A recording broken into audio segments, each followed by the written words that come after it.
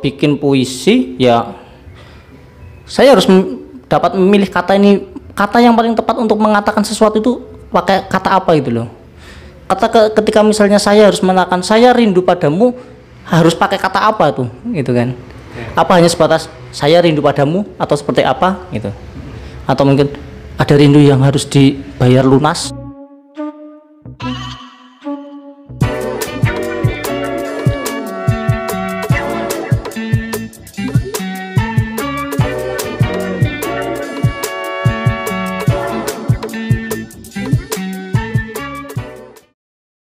Speak sana, speak sini.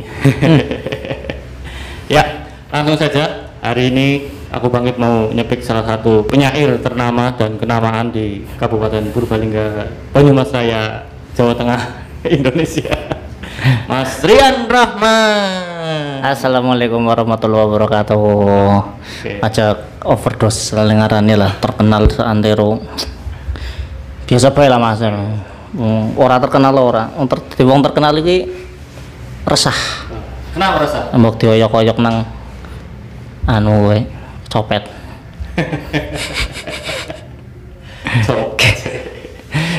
Aja lemes-lemes lah kayak wong puasa bae. Enggak gas ngapa. Wedange di sana yon. Syutingnya di bulan puasa ya. Jadi memang agak luar biasa. Iya. Dress code peci yang bulan puasa dress code peci. Mas Rian. Ya, Mas Bangkit. Lagi sibuk apa kayak sebagai seorang penyair ya? Lagu banner, YouTuber ora penyair. Ya.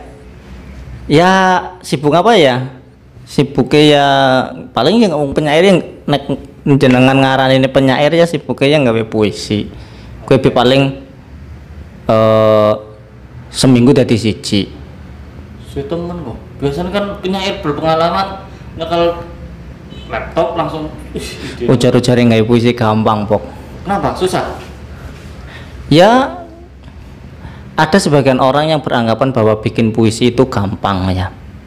Tetapi puisi yang seperti apa Mas? Ya mungkin suatu saat pernah saya ketika lagi jalan-jalan nemu momen puitis tak mungkin 5 menit jadi 10 menit jadi ya 5 baris 10 baris. Tetapi ketika memang saya belum menemukan momen puitis itu, bagaimana saya harus meramu mendapatkan banyak kata, banyak ide, banyak banyak apapun gitu ya. Ketika dalam saya mau memadatkan menjadi satu kata itu kan saya harus berpikir ekstra Mas. Teman-teman penyair yang senior, guru-guru saya, kesepuan saya ya seperti itu. Bikin puisi ya saya harus dapat memilih kata ini, kata yang paling tepat untuk mengatakan sesuatu itu pakai kata apa gitu loh. Ketika misalnya saya harus mengatakan saya rindu padamu, harus pakai kata apa tuh gitu kan. Apa hanya sebatas saya rindu padamu atau seperti apa gitu, atau mungkin ada rindu yang harus dibayar lunas gitu kan, atau mungkin kita membuat kemungkinan dengan kata-kata yang tidak lazim. Misalnya Mas ketika mau membandingkan, misalnya saya pengen nulis puisi cinta les bucin banget ya, suara apa puisi cinta, tetapi saya di situ ada saya menemukan mendapatkan memilih menggunakan kata-kata misalnya ada searoma sampah busuk misalnya, atau mungkin ketika saya bilang rindu, saya harus memasukkan kata kabel listrik yang mengelupas misalnya. Lebih harus sih maksudnya menggunakan bahasa iya ngomong bayar rindu ya rindu, kangen ya kangen. Tapi menggunakan pilihan kata yang metafora, terus banyak lah istilah-istilah. Bahkan ada yang merasa hiperbola banget sih. Ya puisi ya seperti itu Mas. Hiperbolis memang hiperbola salah satu hiperbola kan salah satu bentuk dari pensajakan. Gitu. Kata yang ya memang di teori juga ada bikin puisi hiperbola boleh seperti itu. Tetapi bagaimana puisi itu kita padatkan dari kata-kata yang ingin mengatakan sesuatu yang banyak tetapi menjadi sesuatu yang simple Simple tapi pasten.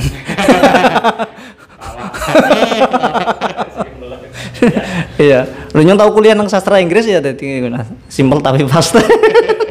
Tapi kelihatannya tidak membuka sekali. Loh ya karena suwe oleh kuliah gitu ya Mas, yang ngasih arep ngasih ngelotok ngasih kelalen, ngasih arep diusir rektor.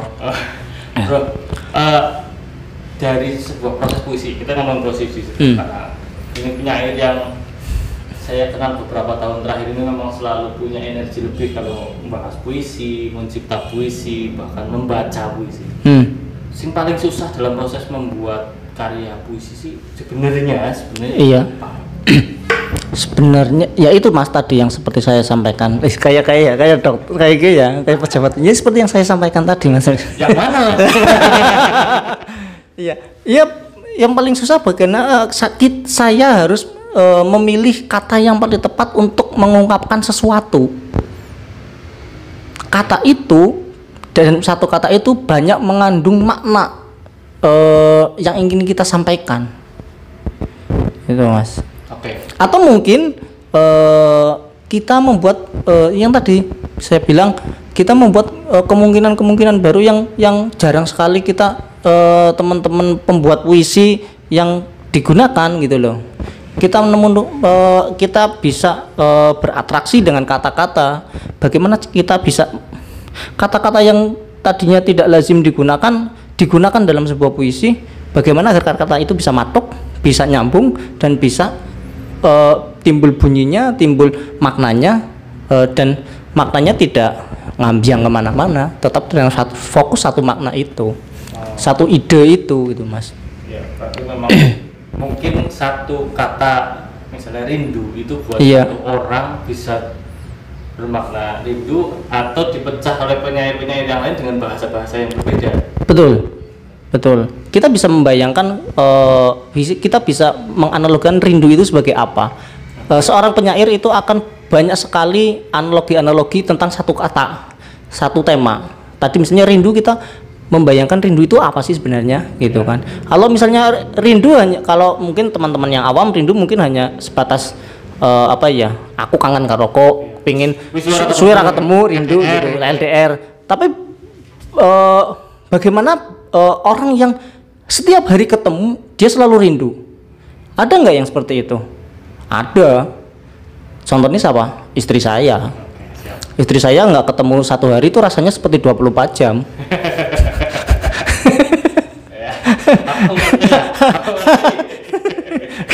Ya sayang ya. Ya. Cari yang tadi kan berarti bagi seorang Rian Rahma adalah kata dan maknanya sangat penting. Iya.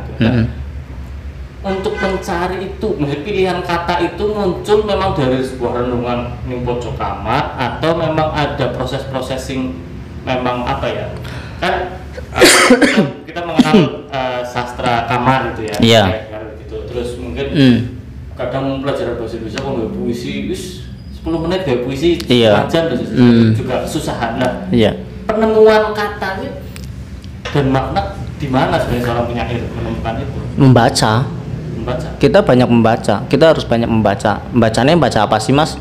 Ya apapun kita baca. Tidak hanya sekadar membaca puisi saja. Oke, menjadi seorang penyair, anggap saja menjadi seorang penyair gitu ya. Wong saya itu bukan penyair sebenarnya kok Mas gitu. penyair palsu gitu kan, api penyair palsu. Nah maksudnya gini, seorang penulis puisi lah ya, penulis puisi yang baik itu dia minimal satu, dia harus membaca puisi karya orang lain. Puisi yang seperti apa? Ya tentunya yang namanya yang kita kenal nama-namanya itu yang pembuat puisi yang baik, yang bagus, yang nama-namanya sudah sering muncul di buku atau yang dalam buku sejarah dalam bahasa Indonesia ada banyak nama. Kita kan kenal kan penyair-penyair zaman Kunal Lereng ngasih zaman itu kan ada angkatan 45, angkatan 6, ada Bujanggapuh dan lain-lain. Itu kita juga harus baca itu semua. Oh seperti ini ya. Kita bikin puisi zaman dulu itu seperti ini. Kita harus belajar itu dulu Mas. Terus baru kita belajar puisi modern seperti apa. Oh puisi modern ini seperti ini ya. Oh ada balada, ada dan lain-lain. Oh boleh ya bikin puisi seperti ini. Oh Rendra bikin puisinya seperti ini ya. Oh Sosiawan Layak bikin puisinya seperti ini ya. Oh kok ada ya puisi yang nggak puitis ya. Misalnya gitu. Misalnya kayak puisinya puisi kok kayak Wiji Tukul misalnya. Kok ada yang nggak puisi yang puisi. Oh itu contohnya di mana? Oh mungkin itu ada misalnya beberapa puisi-puisi karya penulis dari Amerika Latin, dari Amerika. Banyak puisi-puisi yang memang tidak puitis tapi itu puisi seperti itu. Nah tapi di situ banyak pesan yang disampaikan itu Mas. Pesannya sangat dalam yang disampaikan. Tidak hanya sekadar menye-menye. Meskipun nanti ada kita bikin puisi cinta yang apik seperti apa sih? Oh, kita lihat mungkin ada kita belajar Jalaluddin Rumi, kita belajar Sapardi, kita pernah mendengar nama siapa? Khalil Gibran. Puisi ini kan luar biasa itu Mas. Nah, kita baca itu, terus masuk puisi-puisi yang kekinian, puisi-puisi kontemporer, puisi-puisi yang kadang mungkin yang macamnya dembora mudeng, ya kita nggak apa-apa, baca aja dulu. Nah, bentuk-bentuk puisi tipografi seperti ini ya. Nah setelah itu baru kita baca yang lain. Nah seorang penyair, pesastra ya, pesastra pada khususnya penyair, dia harus peka kan terhadap apa yang ada di sekitarnya. Maksudnya baru kita baca yang lain juga, ilmu-ilmu yang lain juga, tidak hanya sekadar sastra saja. Bahasa Indonesia gitu tetap enggak, tetap kita juga harus belajar ekonomi, belajar sosial, politik. Apa hubungannya? Mungkin orang-orang kebaya juga apa hubungan? Ya puisi-puisi mungkin Mas Bangkit pernah membaca puisinya Wiji Tukul lah, bocah fisip ya mesti kudu tahu maca puisinya Wiji Tukul ya. Nah puisi-puisinya perlawanan. Dia membaca apa toh? Ya, dia membaca politik. Ada politik di situ, ada pemerintahan di situ, ada militer di situ. Kita harus baca itu. Sejarah Indonesia, kita harus juga belajar sejarah Indonesia seperti apa ya. Oh, ternyata berjuang bisa lewat puisi toh. Oh, bisa. Gitu. Jenengan pernah Khairil Anwar bagaimana dia berjuang lewat kata. Itu ada Mas Bangkit kan pernah baca ya, kita zaman SD ya, Karawang Bekasi Diponegoro itu kan sejarah gitu. Kita harus baca sejarah, baca sosial, nah kondisi saat ini juga kita baca. Misalnya saya bikin beberapa puisi ya, ada misalnya Purbalingga tanpa metafora, ada 1, 2, 3. Nah itu misalnya saya baca Purbalingga tanpa metafora, saya berbicara tentang Purbalingga yang bagus. Kita tahu kan metafora itu kan kata-kata yang bagus, kata-kata yang kias, bahasa kias ya. Tetapi di balik itu ada apa sih? Ada ironi ternyata. Ironi juga termasuk kata kias kan, kata yang ini. Ternyata Purbalingga yang dari luar kelihatannya keren ya, keren akan punya bandara, punya ini, punya Gunung Slamet. Tapi ternyata pengangguran masih banyak. Ternyata perceraian banyak. Artinya kita belajar dari karya itu soal pola, soal mungkin pilihan diksi kata, sementara dari lingkungan sosial kita belajar peka mengambil isu, ide yang kita sampaikan lewat karya seperti itu. Kenapa banyak puisi yang kemudian daya hidupnya itu lebih panjang dibandingkan penyairnya itu sendiri? Betul Mas. Selain itu karya itu juga dituliskan. Percuma kalau kita bikin tapi nggak nulis, ya karya kita nggak kelihatan gitu kan. Aku bingung kata pertama. Nah kan gitu kan, kita kadang menulis bingung kata pertama nih. Ya kok bisa bingung gitu kan? Ya karena kita tidak terbiasa. Ya kalau kita bingung, saya gini, kalau belajar dengan teman-teman yang lain pengen belajar nulis apapun ya, tidak hanya puisi saja ya, cerpen ya, nulis artikel atau opini atau apapun atau berita dan lain-lain. Kalau kita bingung mau nulis apa ya tulis saja, kita bingung gitu loh. Saya bingung apa sih, bingung nulis apa, nulis tentang puisi, kata pertamanya apa, nah ya tulis saja. Saya bingung nulis puisi, bingung kata pertamanya apa, ya sudah terus kamu pinginnya kata pertamanya apa? Ya saya pingin kata pertamanya misalnya makan, ya tulis saja makan, ya, makan, dan nanti akan mengalir dengan sendirinya, gitu. Ya karena terbiasa mas. Jangan terjebak ya. Betul, jangan terjebak nunggu ilham. Yang terbaik, terindah. Jangan, yep. Nah baru setelah nanti, mantan jegang sedikit apa-apa lah ya. Baru setelah nanti kita udah jadi, ya kita baca lagi, kira-kira bagus nggak tulisan kita, gitu kan? Menurut kita, oke. Oh ini mungkin kurang perlu kita coret, kita perbaiki lagi, cari kata yang lain padanannya yang bagus, yang seperti apa, bagaimana berpuisi itu bisa ringkas seperti apa, walaupun ada memang puisi yang panjang, puisi naratif ya, tetapi tetap pemadatan pemadatan kata untuk makna yang banyak itu tetap harus ada, seperti itu mas. Ya. Aku pengen tanya mas, kita kan ketemu itu 2010-an ya? 2010 pertama kali kita kenal. Jadi rekan dipanggil oleh beliaunya senior. Nah, aku pengen tanya, sebenarnya seorang Rian Rahman, aku dengar di kampus itu punya nama yang luar biasa, membangun komunitas sastra juga di Purwokerto, luar biasa ya. Nah, apa sih membuat jatuh cinta seorang Rian Rahman terhadap dunia sastra, terutama puisi? Satu, saya terpaksa. Ya, karena gini, saya dilalahnya ya, kecemplungnya karena saya daftar di FISIP waktu itu, komunikasi nggak ketampa ya. Lu hebat. Daftar nang FISIP komunikasi orang ketampa, akhirnya ketampanya nang sastra Inggris. Itu kan.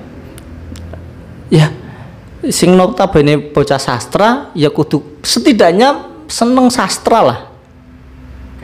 Kayak Mas Bangkit ketika udah memutuskan dulu di sosiologi, seneng sosial lah gitu kan. Komunikasi. Oh komunikasi ya. Oh iya kok. Raine dia penerima bantuan sosial. Super Semar Maksud iya, ketika Mas Bangkit di komunikasi, setidaknya kan paling orang seneng nulis lah ya, seneng nulis tentang apa babagan komunikasi ya, seneng ya gue nang apa nang pers kampus ya, jurnalistik paling enggak itu kan ada apa ya, ada keinginan untuk suka itu, gelem ora gelem kan, kita harus belajar itu kan. Yang digeluti kita kan. Betul. Nah ketika saya masuk ke situ, kok dilalohnya teman-teman satu angkatan saya itu kok hampir nggak ada yang suka sama sastra gitu ya. Kok hampir nggak ada yang menulis tentang sastra, tentang menulis puisi. Ya mau nggak mau, ya wis lah, jajal nyong kayak gitu, tak nulis. Saya waktu itu belajar bahasa sastra Inggris. Saya dosen-dosen itu ngajari tentang karya sastra lama kan di Eropa, di Amerika gitu kan. Apik-apik loh. Karyanya apik-apik. Saya mandan apa ya? Dia kayaknya nek misalnya gue dibaca gue nang ngarep cewek-cewek kayaknya mandan keren gini ya. Waktu itu padahal saya susah banget cari pacar kan waktu di kampus. Manusia alien kan waktu itu. Itu. Nah terus ada ajakan juga teman seangkatan dilalap bikin teater di kampus. Ya hampir nggak bisa dipisahkan antara teater dengan sastra karena teater naskah skripnya itu ya karya sastra kan bentuknya, seperti itu, nggak bisa dipisahkan. Ya udah, akhirnya saya terjun di situ. Ya notabene bocah mahasiswa sastra ya paling orang ya kudu senang sastra, senang berteater. Ya wes akhirnya keranjingan di situ mas. Berarti zaman SMA kudu seorang bocah sing di perintah guru dengan melu lomba sastra. Saya di SM kecenderungannya dulu gitu kan.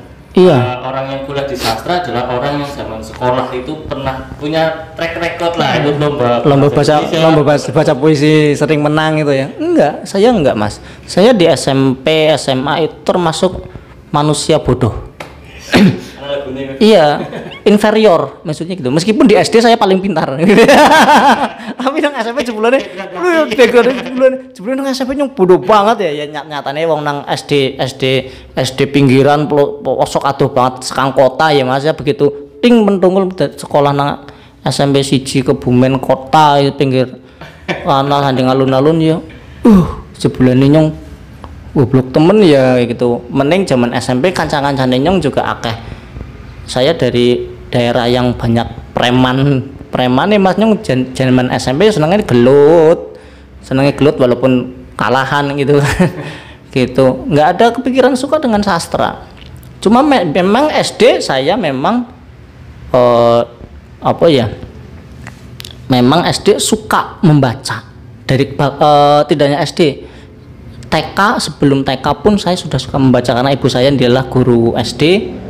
Ya bapak saya dulu pernah kuliah tapi nggak lulus gitu kan.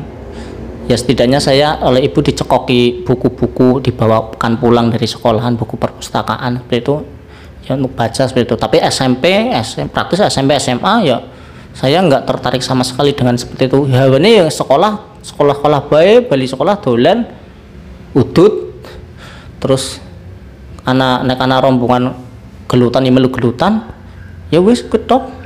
SMP SMA nggak ada prestasi babar pelotas Mas.